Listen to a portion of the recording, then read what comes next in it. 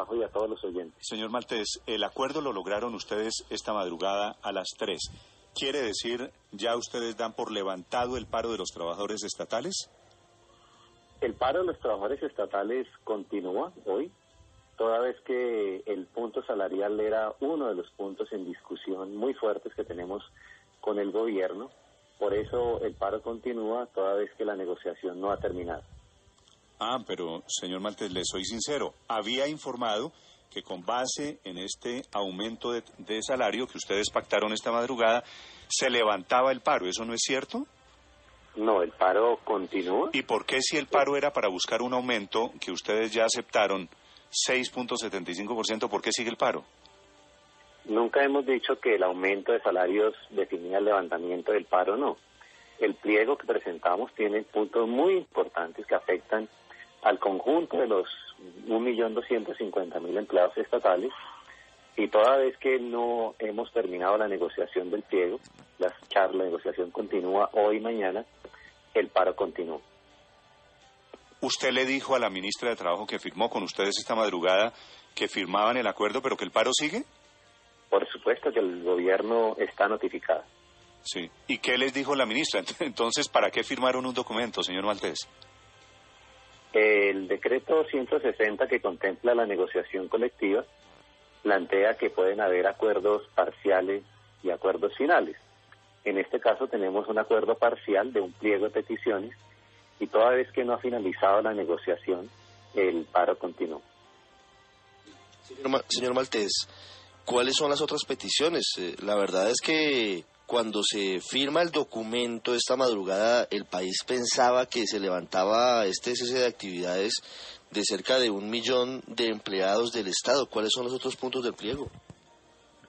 Por ejemplo, tenemos una solicitud de que se cumpla el artículo 74 del Plan Nacional de Desarrollo, las sentencias de la Corte 614 y 171, que ordenan que en todos los cargos que se cumplan funciones misionales en el Estado sean de planta. Hoy tenemos que a lo largo y ancho del país muchísimas funciones permanentes y misionales son desempeñados por terceras personas que son contratadas de forma tercerizada, de forma irregular a través de contratos civiles, y creemos que eso hay que buscarle una salida inmediata a todos esos trabajadores que se encuentran en esas situaciones de precariedad laboral. Y hay otro punto en la negociación, es decir, adicional a ese que nos habla usted de la formalización laboral, ¿hay algún otro punto en el pliego que hoy impida levantar el paro? Por supuesto. ¿Cuántos puntos son, señor Maltés? Es decir, si se firma el acuerdo para el aumento salarial... ¿Qué es lo de esta madrugada? De por lo menos 2 millones de empleados estatales, no, que estaba represado desde enero, y que suponía el país era el punto más complejo, ¿cuántos puntos faltan para levantar el paro? Creo que faltan cerca de 15 puntos en los cuales tenemos unas diferencias sustanciales con el gobierno, pero vuelvo a insistir, tenemos conversaciones hoy y mañana. Sí. Señor Maltés, gracias. Muchas gracias. Bueno, entonces voy a corregir la información, presento disculpas a los oyentes, porque informé, Felipe, o informamos, Jorge, ¿usted estuvo hasta qué horas en la negociación de este paro? Estuve hasta las 4 de la mañana. A las 4 de la mañana. ¿Usted entendió que el acuerdo laboral, el acuerdo de aumento de salarios, era para levantar el paro? No, o sea, había un ajuste, ¿no? Sí, claro, nosotros entendimos que era para levantar el paro, pero él habló sobre el paro de FECODE y que este ajuste salarial iba a ayudar para que FECODE levantara ese paro. ¿Ustedes entendieron, Jorge, los periodistas que cubrieron la madrugada, que hecho el acuerdo salarial se levantaba el paro? Sí, en ese momento sí. Señora ministra de Trabajo, Griselda Restrepo, que también está trasnochada, estuvo hasta las 4 de la madrugada en esta negociación. Ministra, buenos días. Buenos días, un saludo a usted y a la mesa de trabajo y a todos los colombianos. Ministra, ¿usted entiende que llegaron a un acuerdo sobre ajuste salarial para los trabajadores estatales, pero el paro sigue? Pues no solamente para los trabajadores estatales, sino para los maestros.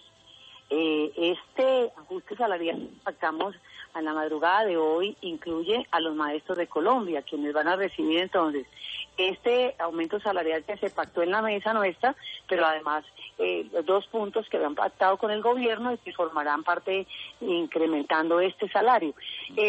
Por supuesto es que hay 2 mesas, entonces una mesa que es la de FECODE, que digamos que es la que tiene hoy al país en movilizaciones por todo Colombia, y algunos otros trabajadores se han solidarizado con FECODE, y la mesa pública que tenía era un pacto de acuerdo alrededor del salario 2017, pero que esa no ha sido la razón de los paros en Colombia, porque esta es una negociación que se hace cada año y que efectivamente había venido avanzando. Ministra, perdóneme que se lo diga, pero estamos en una situación un poquito de circo, porque se está anunciando que negociaron con los maestros, ¿cierto?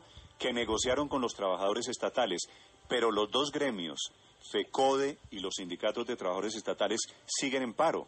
¿Qué sentido tiene esto? Néstor, esta mesa que tenía ya un mes de trabajo estaba trabajando sobre el aumento salarial del 2017. Esta mesa no ha sido sujeto de paros en Colombia, esta no es la razón de los paros. Pero ¿cómo? Tiene Ministra, una serie de peticiones. Acaba de decir el señor Maltés de los trabajadores estatales que sí, que firmaron esta mañana, pero los trabajadores estatales hoy siguen en paro, dice él. Y que tiene un pliego de 15 puntos. Que hay 15 puntos en el pliego que faltan por O sea, pero ministra, quiero preguntarle, usted cuando firmó esta madrugada, hace un par de horas, el acuerdo para subir salarios a ese 1.000.000 de trabajadores estatales, incluyendo a los maestros, ¿sabía que siguen en paro? ¿Le dijeron firmamos pero seguimos en paro? ¿O usted entendió que se levantaba el paro? La información que nosotros hemos tenido que están en paro son los maestros, efectivamente que en las marchas los acompañan funcionarios de todo el país, pero efectivamente el paro es un paro de FECODE. Los otros acompañan en algunas marchas en solidaridad, y nosotros tenemos claro que en la mesa de negociación que nosotros estuvimos hasta las 4 de la mañana está incluido además el aumento salarial del año 2017 de los maestros. Lo que tenemos la certeza es que eso debe ayudar pero, de ministra, manera muy significativa a la mesa FECODE. Discúlpeme, le insisto en una cosa. El señor de los trabajadores estatales, usted estuvo firmando con este señor Maltés, ¿cierto? Sí, efectivamente. El señor Maltés acaba de decir, lo escuchó todo el país, lo escucharon los oyentes de Blue Radio, dijo claramente, el paro de los trabajadores estatales sigue. Firmamos el acuerdo esta mañana, pero el paro sigue.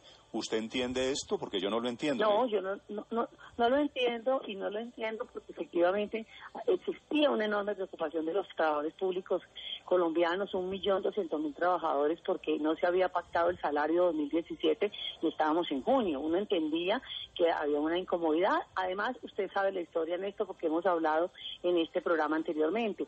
La dificultad, una tutela que se le presentó a las centrales obreras para darle participación a otras centrales que estaban por fuera de la mesa. Eso nos demoró. El Ministerio de Trabajo presentó una fórmula respetando muchísimo la autonomía sindical y nos permitió volvernos a sentar a la mesa hace 20 días. Nosotros tenemos la certeza que eso tiene que tranquilizar a los trabajadores colombianos públicos, porque efectivamente la gran preocupación que ellas tenían era el aumento 2017 que estaban esperando y pactamos anoche. Lo que quedaría pendiente es un acuerdo con FECODE, que digamos que es el dueño del paro, de las movilizaciones del país, y ha tenido compañía de otros trabajadores públicos, pero nosotros no tenemos la percepción de que están todos los trabajadores públicos en paro en Colombia, y que por el contrario han acompañado a FECODE, y que ahora que van a tener salario establecido en el 17, pues se va a entrar toda la normalidad, porque necesitamos al país nuevamente, y especialmente lo público, en normalidad. Hoy, ¿los trabajadores del Estado están en paro o solamente está en paro FECODE? Pues yo interpreto que está en paro FECODE. Sí, ministra, pero usted no se ha enterado que los trabajadores del Ministerio de Trabajo, usted es la ministra de Trabajo, ¿han estado en paro? Ah, sí, pero ese es otro caso aislado. Pero es decir, no hace parte de lo mismo. Los trabajadores del Ministerio de Trabajo están en paro, y le voy a contar otra cosa. Por eso. Los trabajadores del Ministerio de Trabajo están en paro buscando acuerdos de nivelación salarial en el año 2017. Ministra, están en paro los trabajadores del Ministerio de Trabajo, están en paro los jueces, están en paro los trabajadores de bienestar familiar. Néstor, señora, están en paro algunas entidades. La nuestra, por ejemplo, está en paro porque los trabajadores quieren buscar una nivelación salarial adicional en el 2017, pero yo le quiero contar, esos trabajadores del Ministerio del Trabajo tuvieron una nivelación salarial de este gobierno en el año 2015. Ellos están esperando tener otra nivelación salarial en el año 2017 y para mí son situaciones aisladas de unas entidades públicas que están en negociación, pero eso no significa que todas las entidades estatales del país estén en paro, porque pues tenemos muchísimas más entidades estatales, tenemos unas dificultades, unas mesas que estamos sentados intentando buscar fórmulas y aspiramos que el salario que pactamos esta madrugada ayude muchísimo, porque evidentemente había una molestia de los funcionarios públicos del país, porque ministra, estamos a junio y no tenían su aumento salarial del 2017. Le voy a insistir en una pregunta y le pido el favor que me disculpe, pero es que aquí me pierdo. Cuando usted firmó Herrera de Blue Radio, los periodistas de los medios de comunicación, cuando usted y los señores de las centrales obreras dar salarios retroactivo a partir de enero por 6.75%, ¿usted entendió, como entendieron todos los periodistas, que con ese acuerdo se levantaba el paro? Sí, claro, los que están en paro, que era producto de ese aumento salarial, por supuesto, porque se acababa la justificación de que ellos estuvieran en paro. Ministra, es la prórroga de los 2 días. ¿De qué trata esto y qué se va a hacer ahí?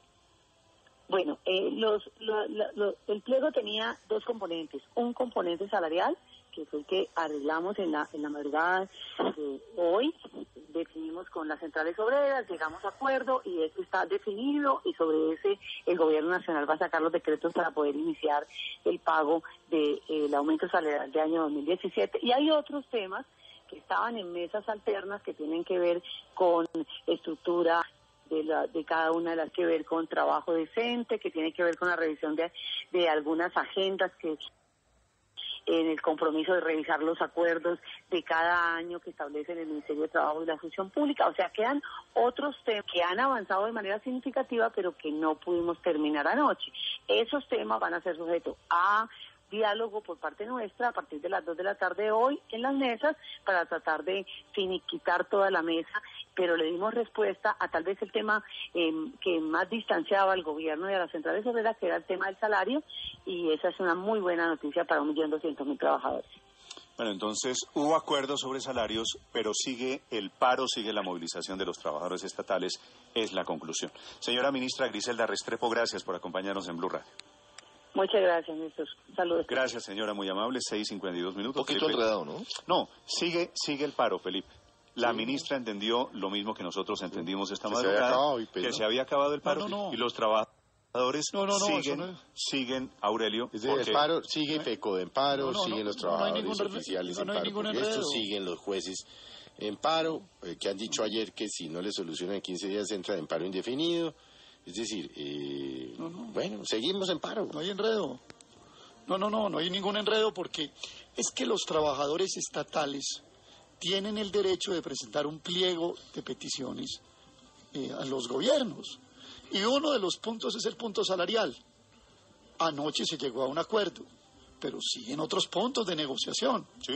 Ahora, los trabajadores estatales han estado en 48 horas de paro y solidaridad y ligados a lo de FECODE. Pero también hay un grupo de trabajadores estatales que también están en paro indefinido, como los del Instituto Colombiano de Bienestar Familiar y los del Ministerio de Trabajo. Entonces aquí, y FECODE también tiene su pliego fuera del ajuste salarial.